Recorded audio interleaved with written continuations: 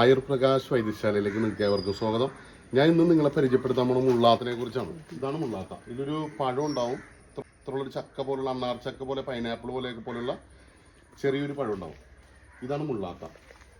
അപ്പം മുള്ളാത്തയുടെ പ്രത്യേക ഗുണങ്ങൾ എന്താണെന്ന് വെച്ച് കഴിഞ്ഞാൽ നമുക്ക് ഫൈബ്രോയിഡ് തടിപ്പ്, അതായത് ഗർഭപാത്രത്തിൽ മുഴകൾ, ക്യാൻസർ ഇതുപോലുള്ള ഔഷധങ്ങൾക്കൊക്കെ ആയിട്ട് മുള്ളാത്ത ഉപയോഗിക്കും. മുള്ളാത്ത എങ്ങനെയാണ് ഉപയോഗിക്കണമെന്ന് വെച്ച് കഴിഞ്ഞാൽ നിങ്ങൾ പരിപൂർണമായിട്ട് വെജിറ്റേറിയൻ ആഹാരമായിട്ട് മാറണം, എന്നാൽ മാത്രമാണ് ഇതിൻ്റെ ഗുണങ്ങൾ നമുക്ക് കിട്ടുള്ളൂ.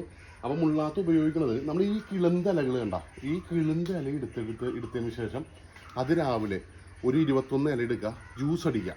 ജ്യൂസ് അടിച്ചതിന് ശേഷം അത് പിഴിഞ്ഞ് നിങ്ങൾ എന്ത് ചെയ്യണം, അകത്തേക്ക് ഒരു ഗ്ലാസ് കിട്ടുകയാണെന്നുണ്ടെങ്കിൽ 3 പ്രാവശ്യമായിട്ട് രാവിലെ, ഉച്ചക്ക്, വൈകിട്ട്.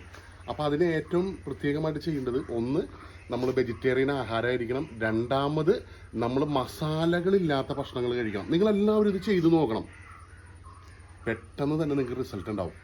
അപ്പോൾ നിങ്ങൾ ഇതിൻ്റെ ജ്യൂസ് കഴിക്കാൻ പറ്റും. നിങ്ങൾ തുടർച്ചയായി ഒരു 21 ദിവസമെങ്കിലും മുടങ്ങാതെ കഴിച്ചിട്ട് നിങ്ങളൊന്ന് ടെസ്റ്റ് ചെയ്ത് നോക്കാം. നിങ്ങൾക്ക് വളരെ വ്യത്യാസം ഉണ്ടാവും. അപ്പോൾ ഈ മുള്ളാത്ത കാണാത്തവരുണ്ടെങ്കിൽ, ഇത് മുള്ളാത്ത നമുക്ക് ആയുർവേദ സസ്യങ്ങൾ വിൽക്കുന്ന സ്ഥലത്തൊക്കെ മേടിക്കാൻ കിട്ടും. അവിടെ പോയിട്ട് മുള്ളാത്ത മേടിക്കണം. മുള്ളാത്തയുടെ നല്ല മൂത്തലക്ക് ഉണ്ടാകുന്ന പ്രത്യേകത നല്ല കടും പച്ചയായിരിക്കും. അതിൻ്റെ ബാക്ക് നോക്കണമെങ്കിൽ ഒരു വെള്ള നിറം പോലെ കാണാം. അതുപോലത്തെ കിളുന്ത് അങ്ങനെയല്ല, കിളുന്ത് 2 സൈഡും വെള്ളമായിരിക്കും കേട്ടോ, 2 സൈഡും വെള്ളയായിട്ടുള്ളതാണ് കിളുന്ത്. അപ്പോൾ ഇതൊരു ഏകദേശം ഒരു ഇടത്തരം വൃക്ഷമായിട്ട് മുളച്ചു പോകും. ഇതിൽ ഒരു പഴുത്ത കായകൾ വലുതാവും. ആ കായ തന്നെ നമ്മൾ ജ്യൂസ് അടിച്ച് കുടിക്കുകയാണെങ്കിൽ തന്നെ നമുക്ക് രോഗങ്ങൾ മാറും. പിന്നെ അതുപോലെ തന്നെ ഒരു രഹസ്യമായൊരു ഇത് പറയാണ്ട്, നിങ്ങളുടെ അടുത്ത് പറയാണ്ട്, നിങ്ങൾ ഇതിൻ്റെ നീര് പിഴിഞ്ഞെടുത്തതിന് ശേഷം ഒരു സൈഡ് ചരിഞ്ഞ് കിടന്നിട്ട് അല്പം നീര് നിങ്ങൾ തുണിയിൽ വെച്ച് അരിച്ചെടുത്തതിന് ശേഷം ഒരു ചുവട്ടിലേക്ക് ഒഴിക്കാം.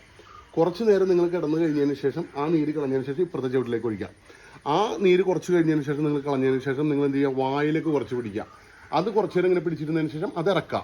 ഇങ്ങനെ ചെയ്യുകയാണെങ്കിൽ സർവിക്കൽ സ്പോണ്ടിലൈറ്റീസ്, വേദനകൾ, തലവേദനകൾ, ശാരീരികമായ മാനസികമായിട്ടുള്ള പല പ്രശ്നങ്ങളും മാറാൻ നല്ലതാണ്. നന്ദി, നമസ്കാരം.